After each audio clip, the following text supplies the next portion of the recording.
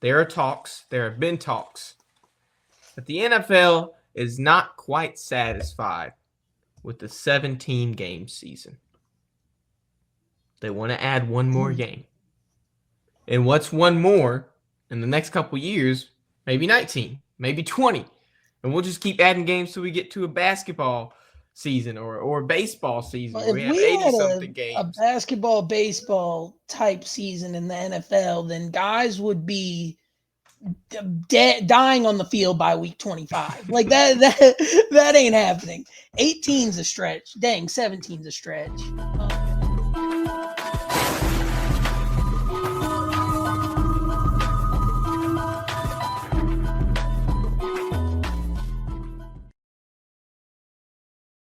I do think 18 would actually be interesting because I don't know if you've ever seen this.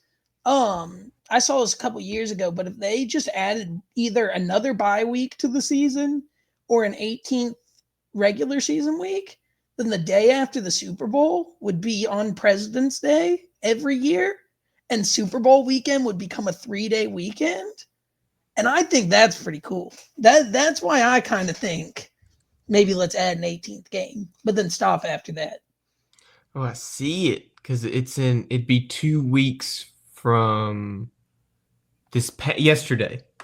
Yeah. So we still have the Pro Bowl. Then we'd add. Oh, okay. Well, then we'd only get 1 week. We'd have to mess around with it. We'd have to mess around with it. But I know for a fact that if another game was played, then that would mean one more bye week. Mm-hmm. Yeah, it's the second season. bye week that would mess up the President's Day thing. But maybe if we messed with the Pro Bowl, maybe just got rid of the Pro Bowl. Who cares about that? Because I'd rather have the 3-day Super Bowl weekend than the Pro Bowl games. Featuring or keep it during Drake the May. week. Keep. I mean, they have it during the week now. Start it earlier during the week. Exactly. And then Sunday would cap off. It'd be the Pro Bowl, and then the Sunday would be the Super Bowl. So then you just have a whole week of just festival. You could put it in the same city as the Super Bowl as exactly, well. I don't know if they already do that. It would just be like a whole weekly festival. We could have and then it might matter again if they yes, do that, it would might. I mean, you could buy these. It would be perfect for business because you could buy these weekly passes to get you into the Pro Bowl, to get you into practices, to see Super Bowls. I mean, like honestly, it might not be bad for business. Yeah, because look, as of right now, what was the Pro Bowl this past weekend? Yes. See, I didn't see a single highlight on Instagram or on Twitter. I didn't see nothing about the Pro Bowl. All I know is that Drake May was in the Pro Bowl as an alternate, and I heard that, and I was like, I ain't watching this. What do you mean? And a couple years ago, Tyler Huntley got himself into a Pro Bowl. It's like, bro, I'm not watching this. It ruins all credibility when you add people that have played 10 games of the season, like when Beyonce won the country music album of the year at the Grammys. It just ruins all credit. Yes, it ruins all credibility when that kind of stuff happens. Because first of all, Drake May and Tyler Huntley were not the best options, but it's because everybody and their mama kept opting out, so they just got so far down the list that those were the only options left. And of course, those guys are going to accept it. When you got the 25th best quarterback in the league, like it's like, what are we doing here? Like it's just. When we were growing up, nobody opted out. Like, sure, you had the top two quarterbacks or whoever playing in the Super Bowl, but then every other year, I mean, everybody else was still there. Like, you would have your Drew Breeses and your Peyton Mannings and your Tom Brady's and your Roethlisbergers playing in the Pro Bowl. And it was like something you actually sat down and watched every year. Well, it's because it meant something then. And there was in the 2011 Pro Bowls when players started kind of barely tackling and kind of just stumbling into people and not really running the ball. And then Roger Goodell said, hey, we're putting an end to this. Like, I'm going to completely cancel out the Pro Bowl. And then that leaves all of you guys that put it on your resume to make you sound like a better player. You're not going to have it. So guess what they did in 2012, which could be an exciting new addition if they did this with the Manning brothers that they keep trying to do AFC versus NFC, which makes sense because of where they played in their careers. But when Jerry Rice and Deion Sanders drafted in I 2012, remember that. That it was meant a lot more because now these players, instead of playing with their conference buddies, we had people playing with players they would have never fathomed and dreamed of playing with before. And it gave it that much more excitement because now they're playing uh, with their some of their brothers that they couldn't have ever played with otherwise. and I also feel like there's something distinguished feeling almost about like having those legends pick you almost. Like it's like I'd feel a little something if like Jerry Rice said like, "Oh, I'm picking you to be my wide receiver one on the Pro Bowl roster over this other guy," you know? It puts I think like a little bit of extra like oomph to it as well. No, I get. Imagine if some people call him the greatest of all time. I think Jerry Rice is the greatest wide receiver of all Oh, time. for sure. I don't think there's really much of an argument there. Imagine if the greatest wide receiver of all time picked you number one in the Pro Bowl. Yeah. He pointed at you and picked you number one in the Pro Bowl. It'd like be us growing up in recess when we were picked number one playing football Hey, at the I was freaking never picked playground. number one. I'm sorry. My big old self. I guess that was just a one-sided experience. You were usually number one. Well, this experience Top does not two. have to be. This experience does not have to be one-sided, okay? Because if we thought about it on a business, obviously the NFL could make more money with another installment of a game, and then another bye week, and then maybe if they decide, hey, let's make it a whole week, we'll have a Super Bowl festival, then they'd be even more money. I mean, the NFL needs to hit us up because we could literally be the We got coordinators of this ideas, event. bro. Your mom is literally a professional coordinator. She could help us. Exactly, bro. We can host it in We Hattiesburg, could. We could Mississippi. host it. We could host it. Reed Maybe not in Reed Green Hattiesburg, Coliseum. but they'll fly us out and host it for a whole week. Yeah, I would yeah. totally miss school for that. Like easy. It would not even be a Oh yeah, I question. drop out. With how much with how much money you could possibly make from that, a lot of it would go in our pockets. But let's stop thinking about money and let's start thinking about the players. Obviously, injury would be a tough thing to Mhm. deal with. It's an extra game. You're prone to that extra game of injury. Do we see people usually do you sit out the last game of the year because you say, hey, I've clinched the conference or I've clinched the playoffs? Do we see people sitting out a couple games before the last game of the season now because now we've added another game? Saquon didn't play the last game of the season. Well, if another game was added, does he sit out that game too? Well, really, the way I look at it, if we're adding an extra week of play and not adding an extra bye week, right?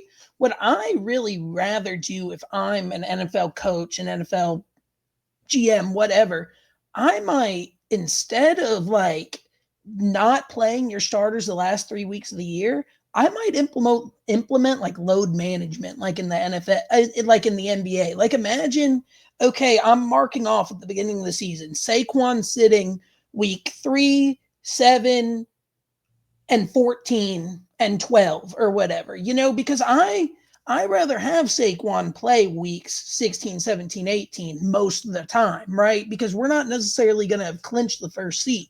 If we have clinched the first seed, then yeah, I'm benching him.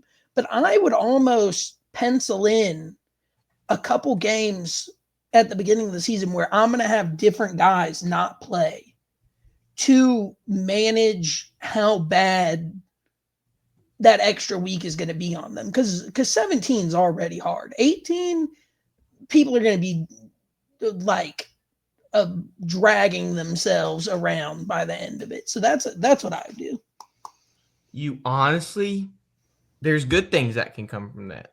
Obviously, it's kind of difficult to say, hey, I'm going to bench you these weeks, and then there would have to be a whole process where you get it approved, probably by the whole NFL. Mhm. So it'd probably be a whole process they'd have to create.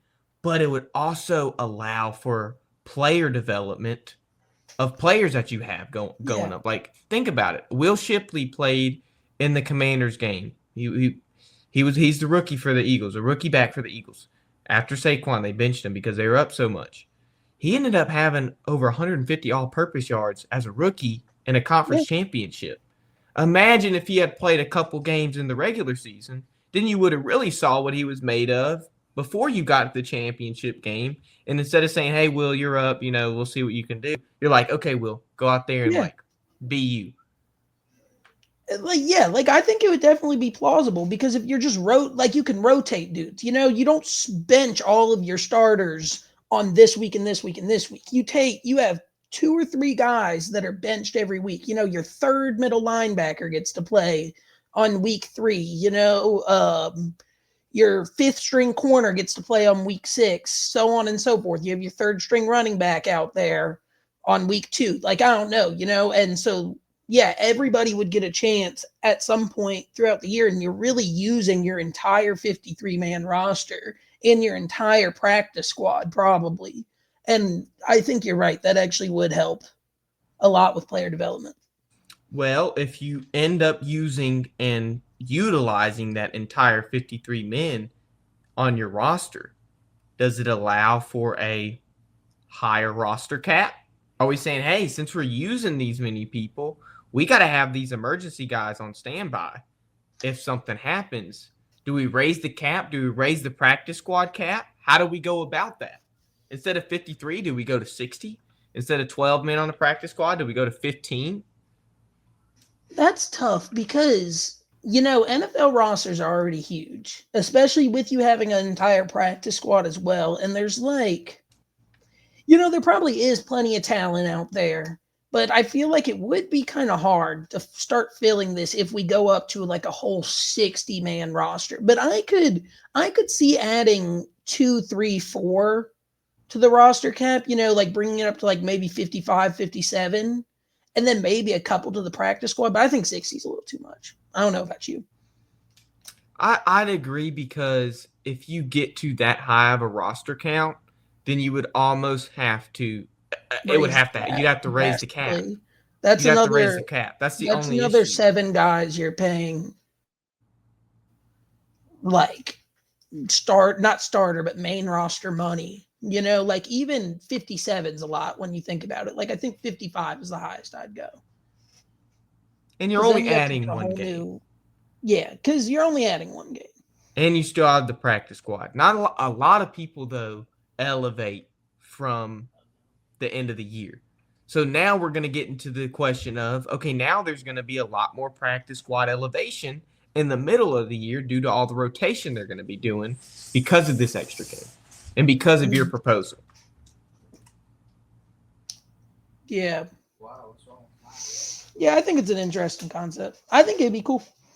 I don't hate it, but if whatever they do decide, they need to get us on the board so we For can sure. plan the festivities And for so the that we week can of be Super rich. Bowl. Well, yeah, I guess, but I just kind of want to like do something in football, Get and the this gives me the breakdown sponsored opportunity. by the NFL Pro Bowl games. Yeah, the NFL Pro. Oh my gosh, we could literally have like a. Did you see Jameis Winston in his Yes. Oh interviews? my gosh, it's so funny. Like him asking like Nick Sirianni and Saquon Barkley, like, "Hey, who needs to sign me in free agency? Who needs to sign me in free agency?" And it's like he's just funny. He's I'd just funny. honestly, I wouldn't mind him back in New Orleans. As a backup to Rattler, or yeah, bro. Carr is not going to be on the Saints next year. I was looking. Did you see what Kellen Moore said Yes, earlier? I did. He He's was like, like, he's a good player. no, because like Kellen Moore and Derek Carr. I think Kellen Moore's senior year and Derek Carr's, I want to say freshman or sophomore year, they They actually played against played each each other. other. And Boise put the BTA on Fresno State. Like it was not even a close game, if I remember correctly. So Kellen Moore, I feel like, assuming Kellen Moore is the next head coach of the New Orleans Saints, which I believe he is, I feel like if you're a former quarterback like he is, you can like assess how good a guy is probably better than anyone, especially if it's a guy you've played against. So if Kellen Moore has played against this guy and he knows he's not good, then there's no way that Derek Carr is a New Orleans Saints next year. Oh man, I hate the dead cap hit, but eventually you have to eat it because if Mm-hmm. he's going to be the next Sean Payton, which is what a lot of people are saying, like, hey, this is another Sean Payton-esque risk move that they Yeah. made back in 2006 or whenever Sean Payton got there. I think I don't that's the want to year. put those expectations Yeah, on him. me neither. Me I'd neither. rather say he's the first Kellen Moore, you Yeah, know? yeah, exactly. But what did Sean Payton do his first year there? He said, hey, I don't like this quarterback. He suffered a year of him. And then the next year he said, I'm doing away with him. And then they ate Mm-hmm. up $33 million of Russell Wilson's cap. Do the Saints do something like that? I mean, Yep. I think you have a trial run season, and you don't have a dead hit if you get rid of Derek Carr after this season. His guaranteed money's gone after this year. This is void year, his fourth year of his 4-year contract. Kellen Moore can do a trial run, or he can say, "Look, I played against you. I didn't like your game then. I sure don't like your game now, and we're gonna bring a new era in New Orleans." And he could really even keep him on the roster and just not start him. Like that's an option too. But I know that we take less dead cap if we cut him. I know Post there's a June certain 1st. window. June Yeah. 1st. If he's a June 1st release, then I know the dead cap is less. It's That's less. probably what I would do if I'm Mickey Loomis. But I think Mickey Loomis does just about the opposite of what most people would do. So who even knows I'm gonna give him credit though for for this what? head coaching search because it has actually been a lot more in depth than I had anticipated it being. I But thought he it's was just been gonna. terrible. What do you mean? It's been bad, but It's it's been because of the candidates. It's no, because bro.